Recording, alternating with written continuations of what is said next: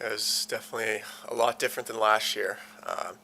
You know, a lot more fun for sure. Get to go out, experience some new cities, and get to go out to eat on the road. And it was kind of like a rookie year all over again, I guess, in that sense.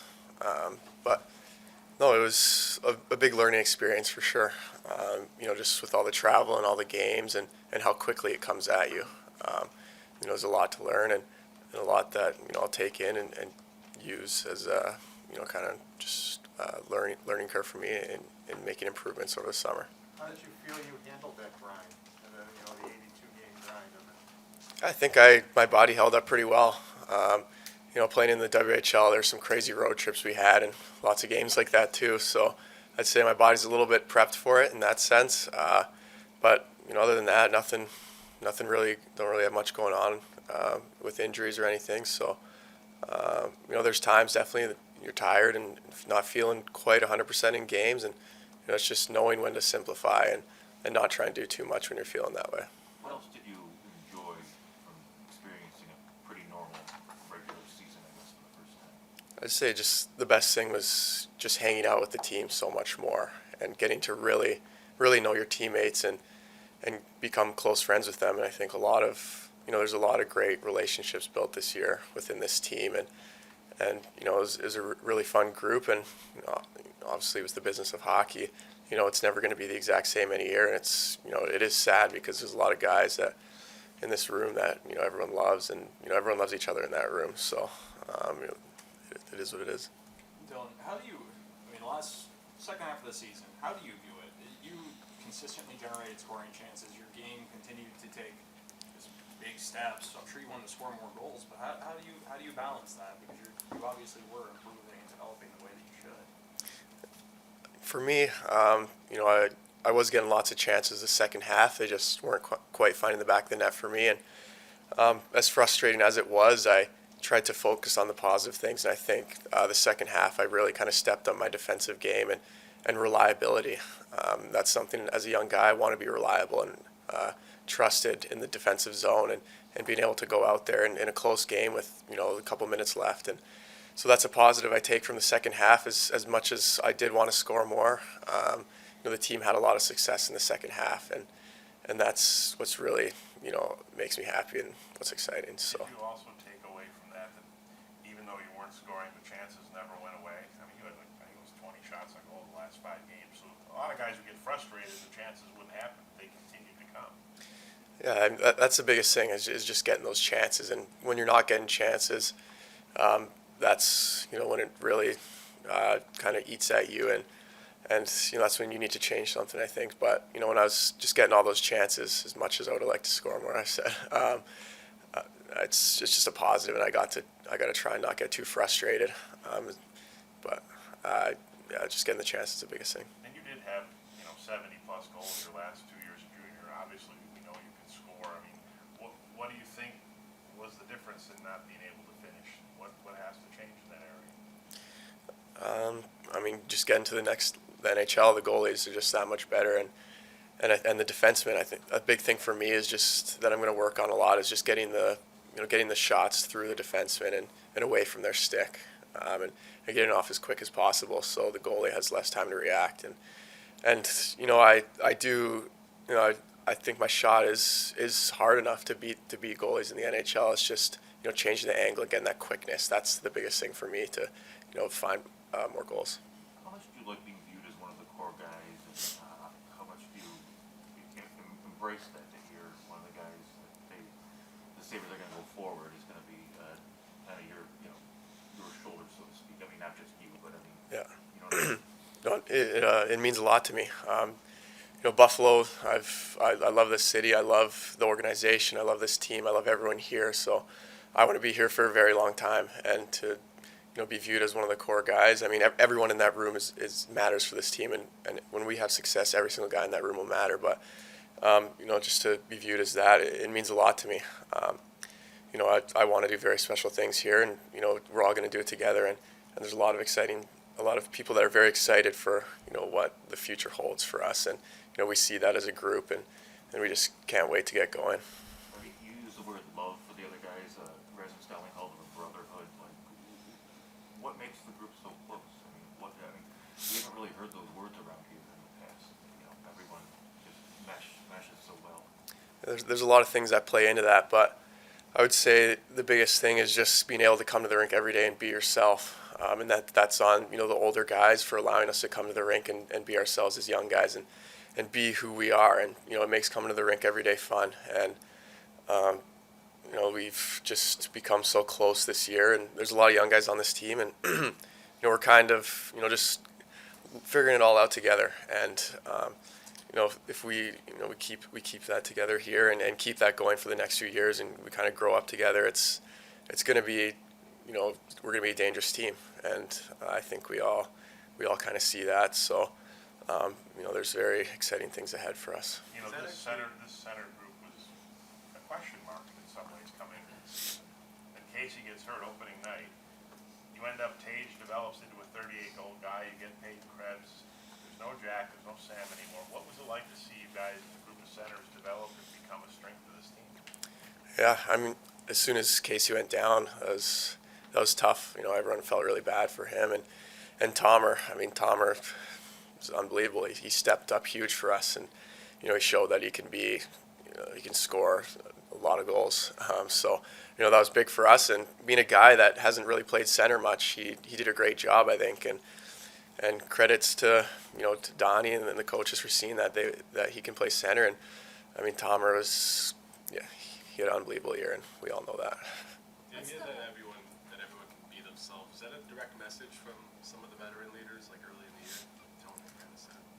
I wouldn't say that it was a direct message, no, but just everyone comes to the rink and feels comfortable, I would say, and I don't know how it really goes on other teams, but maybe sometimes as a young guy you're a little nervous, you don't want to talk, you don't want to say some things, but I mean that's just not really how it's been here. And I don't know, we have a lot of young guys, so everyone's kind of around, a lot of guys are kind of around the same age, but I mean at the same time it's on the older guys for kind of just allowing us to come and act how we want to act and be ourselves, and it makes it's fun every day.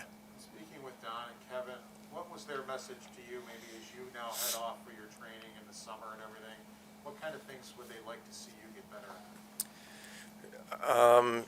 I think a big thing that Donnie talked about is just keeping, not exposing the puck as much, keeping it away from the defenders and showing the defenders my other options instead of just trying to go one-on-one, just being deceptive in that sense and protecting the puck.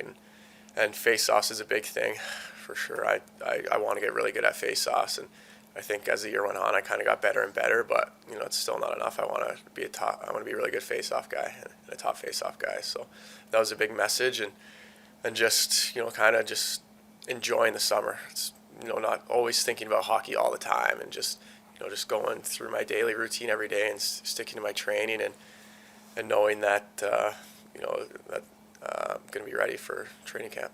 Will you train at home, or are you going to train in London again? I'm going to be in London again for the most of the summer, yeah. How difficult is it to not think about hockey? I mean, especially you younger guys, you watch a ton of hockey. You're thinking about hockey, especially with the playoffs going on. How do you unplug? Is it difficult? It is tough for sure. Sometimes I would say I kind of have an advantage being where I'm from. I get to go out and be in the middle of nowhere with no service and go out there and hunt and fish and do whatever. And that's, I'm super grateful for that. I mean, that's how I really kind of unwind and get away from everything, just being out there and kind of just having a whole other focus. Late in the season, you guys, as a group, really learned and did a really nice job of handling the emotional ups and downs of the season, right? And in a lot of ways, that's how you have success in the NHL. What role did Don have in sort of guiding you guys through those games when the schedule was really difficult and you had big events, big moments? Yeah, Donnie was huge for us this year. He let us just be the players that we are, and not be scared, not hesitate, not be afraid to make mistakes, and that was big for all of us, just to be able to go out and have that confidence in our game and just to be ourselves. Dylan, the finish of the season, you take the shot in overtime, Casey puts it in, it becomes sort of an iconic goal because it's RJ's last call. Just what does it mean to you to be part of that moment? It's huge to be a part of that. I mean, you see the support and love that RJ gets here in Buffalo, and he's truly a legend in this city. So, to have my name a part of that last call is pretty special. I'm so happy we got that win that night, and just to cap it off in overtime makes it even better. So, it is special for sure. When you look back at this season, how memorable is that outdoor game going to be for you? That's going to be a game I remember forever. Just, where I grew up and being, on my backyard rink every day, and getting to play on a stage like that, in Toronto, in front of my family, lots of friends. That'll be a game that, I remember, when I'm hanging up the skates. That'll be a game that I'll remember forever for sure. And that was fun for everyone. I think everyone would say the same. You wish the referees would have let you and Bunting get at it? Yeah, I mean, I was pretty fired up there, and it would have been fun. I think, I'll just say that, yeah. So you guys had the 3 big crowds this year. You guys played well and won all 3 games. It was obvious you fed off. Does that excite you to see what's going to happen here in the future when you guys do get good and the fans are back, and what the atmosphere is going to be like here? Yeah, that was a big thing we emphasized at the start of the year. Our Donnie emphasized is just earning it. And, we didn't have a sold-out building for most of the year, but that's something we're going to earn. And we want people to come here and want to watch us play. And, it's every time it was sold out this year, or it was a full house, the energy in the building is incredible. And it really gives us that extra gear, and we do feed off it. They might underestimate how much, momentum it gives us and energy, but, when they're cheering like that, it really gives us that extra boost. And, we just want it to be like that every night. We want to earn it. We want to make everyone want to come to watch us every single night. Casey was saying that just the last couple of days too, there's already talk of September. Is that you notice that that's been a theme that guys are already looking forward to 4 months from now and being back together? Yeah, I think a big message was said to you guys that nobody wants the season to end. So, I mean, I think we're all kind of on the same page there. We want to start again. It sucks that we're done now and there's still other teams playing, and that's going to be motivation for us to make sure that we're still playing at this time.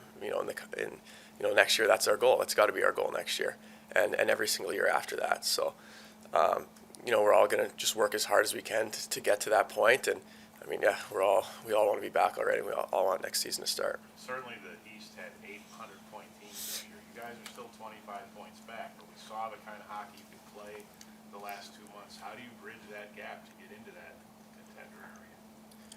Big thing we talked about is just, Andy kind of relayed this message, is just getting to overtime. There's so many games where we could have got an extra point just getting to overtime, and then maybe win that game, get 2 extra points. You saw how many games we had this year where they scored within the last, 0.1 second or whatever against New York, and then Toronto. We got to find a way to get to overtime, and there's lots of games too where going into the third period we had the lead, and earlier on in the season, and we just lost that lead and ended up losing the game in regulation. And those are points that matter, and those are the ones that are going to help us get to that, kind of to make the next step to the playoffs. But what changed? In the last 2 months, you might have lost the lead once. I think where, as you said, it was happening a lot earlier. What do you think changed to make it better? I would say just our confidence as the year went on. Maybe earlier in the year when we're up a lead, we start getting in our heads like, oh, we got to hold this lead. We can't let them score. But as the season got closer to an end, we just wanted to score more. We're not gonna hold the lead in the third period. We're gonna outscore them in the third period, and that's where we took a really big step. And that's something that all the teams at the top of the league do. They don't sit back and they aren't scared when they have the lead. They just want to keep scoring them, and that's something that we showed that we learned as the season went on, and that's something we got to keep going into next year. You guys all rave about Don letting you play free and cultivating that environment to make mistakes. How important is that for such a young D-core in general, but also where you are in your journey? Yeah, it's huge. There's so many young guys on this team, and maybe as a young guy, you're scared to mess up, and you're scared you're going to get punished if you make a mistake. And then when you think like that, you never really get to your game, and you're always scared. So just being able to go out there and not be worried about making mistakes is, you just get to play free and play calm, and that is big, especially as a young guy. Dylan, we see players always wanting power play time. You earned, obviously, the time you got this year. Have you talked with Don or the coaching staff about more shorthanded time? Do you see yourself as a guy who can be a really effective penalty killer for this team? For sure, I want to be a penalty killer, and the kind of the last little bit, they did get me out on the penalty kill, and I think with my speed that they want to use me there, and I want to be out there. I want to be a guy that can play both special teams and be relied upon on the penalty kill. So that's something that I think that hopefully will be used more. What clicked for you, Krebs and Olsen, on that power play? That's just, when you have Vic over there, his shot, you want to get him the puck and you want to get it to him where he can shoot it. And Krebsy, he's so good at drawing that top winger down and finding me behind. And, all I have to do is pass it over to Vic, and Vic puts it in the back of the net. So, that was a really good play, I think, for us. It's really hard to defend. We practice it in practice, and the guys that are killing say it's so hard to defend. So, that was a really good play that we like to do. Thanks, guys. Thanks, you guys too.